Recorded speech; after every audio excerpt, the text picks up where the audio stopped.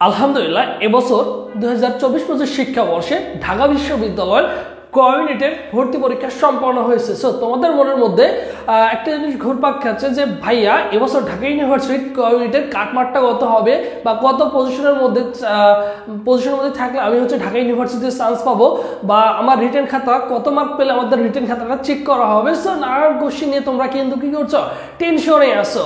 So এই জিনিসগুলো তোমাদের ক্লিয়ার করে দিচ্ছে বিগত 5-6 বছরের এক্সপিরিয়েন্স নিয়ে তোমাকে বলছে। দেখো, কারণ এই সেক্টরটা নিয়েই কাজ করে মূলত। দেখো ডিইউ ইউনিট কাটমার্ক 2025 এবছর 2025 সালে তুমি ভর্তি পরীক্ষায় অংশগ্রহণ করেছো আমাদের ঢাকা ইউনিভার্সিটিতে। দেখো পাস মার্ক আমরা জানি এমসিকিউতে কত। দেখো তো এমসিকিউতে 100-তে 60 তোমাকে কত পেতে হবে, 60 তোমাকে 40 পেতে হবে। এবং দেখো লিখিত আছে কত আমাদের 40-এ তোমাকে মিনিমাম 12 পেতে হবে। এবং এই মার্কটা পেলে তুমি কিন্তু আলাদা আলাদাভাবে পাস করছো এবং সর্বসাকুল্যে তোমাকে পেতে হবে। দেখো মোট আবার তোমাকে পেতে হবে 100-তে 40 মার্ক যদি পাও তাহলে তুমি পাস বলে গণ্য হবা। এখন কথা হচ্ছে আমাদের ঢাকা ইউনিভার্সিটিতে আসন সংখ্যা কত।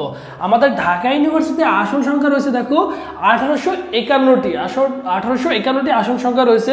আমরা সকলেই জানি যে ঢাকা ইউনিভার্সিটিতে লিখিত খাতা দেখা হবে আসন সংখ্যার কত গুণ, আসন সংখ্যার 5 গুণ। তার মানে তোমার 1851টি আসন সংখ্যা রয়েছে, যদি 5 গুণ করো মোটামুটি 9255। ধরে নেওয়া যায় যে 10,000 মতো কি করবে তোমাদের রিটেন খাতা চেক করা হবে। কারণ এই যে এতগুলো ছেলেমেয়ে প্রতি আসনের বিপরীতে 77 জন ছেলেমেয়ে কি করছে আজকে ঢাকা ইউনিভার্সিটি ভর্তি পরীক্ষায় অংশগ্রহণ করছে। এতগুলো খাতা দেখা তো পসিবল না, কারণ এই রিটেন খাতা চেক করা কি সম্ভব না।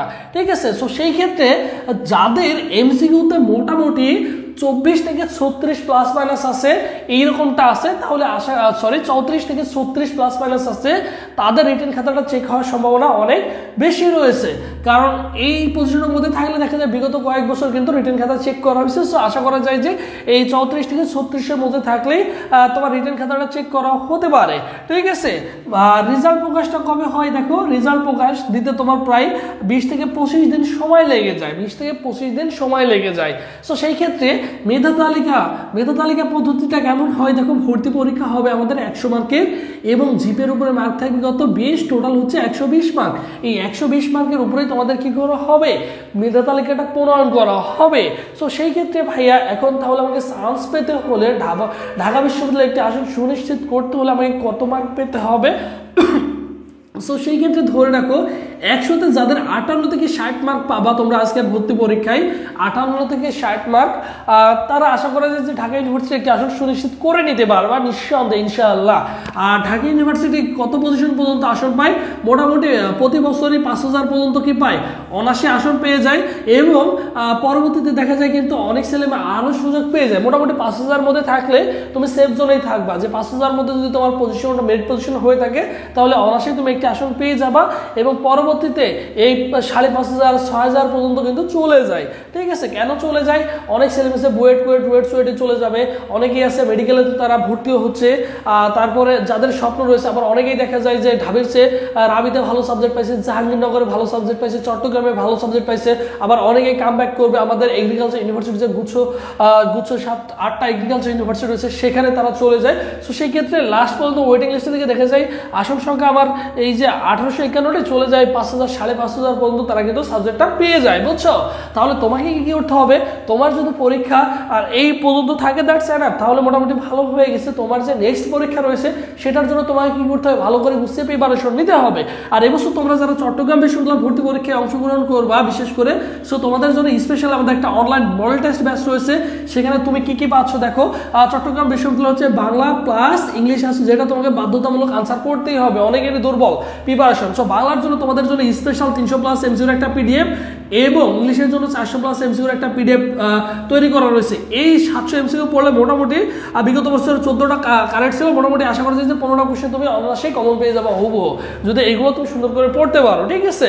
আবার সাথে তুমি পাচ্ছ ফিজিক্স কেমিস্ট্রি বায়োলজির জন্য 100টা প্লাস টপিক সিলেক্টেড, মানে যে টপিকগুলো থেকে চট্টগ্রাম বিশ্ববিদ্যালয় বারবার কোশ্চেন করে ওই প্যাটার্নের উপরে 100টা টপিক সিলেক্ট করে দেওয়া হয়েছে। তোমার হাতে যে 13-14 দিন সময় রয়েছে, এই 13-14 দিন এই 100টা টপিক তুমি 100% এফোর্ট দিয়ে শেষ করবা। বাংলা ইংলিশের এমসিকিউ গুলো যদি ভালো করে পড়াশোনা করো তাহলে দ্যাটস এনাফ হয়ে যাচ্ছে, কারণ বাংলা ইংলিশে আমাদের আল্লাহ পাস রয়েছে এবং সর্বসাকুল্যে 100 প্লাস পরীক্ষা দিতে পারছো, বুঝছো। জাস্ট ভর্তি হওয়ার জন্য তোমাকে ফি দিতে হবে অনলি কত টাকা, এই 300 টাকা দিয়ে আমাদের সাথে প্রতিদিন অনেক স্টুডেন্ট ভর্তি হচ্ছে। তুমি অনলি কি করবা 01727675241 এই নম্বরে 300 টাকা বিকাশ বা নগদ সেট মানি করে এই নম্বরে হোয়াটসঅ্যাপে নক করলেই তোমাকে সকলের সাথে গ্রুপে অ্যাড করে দেওয়া হবে এবং সবগুলো তোমাকে সুন্দর করে তোমার কি করা হবে হোয়াটসঅ্যাপে দিয়ে দেওয়া হবে। তুমি সুন্দর করে পড়াশোনা শুরু করবা, আর এখন পর্যন্ত যে সময়গুলো রয়েছে সেই সময় পর্যন্ত তুমি কিন্তু সকলের সাথে পরীক্ষায় অংশগ্রহণ করতে পারবা।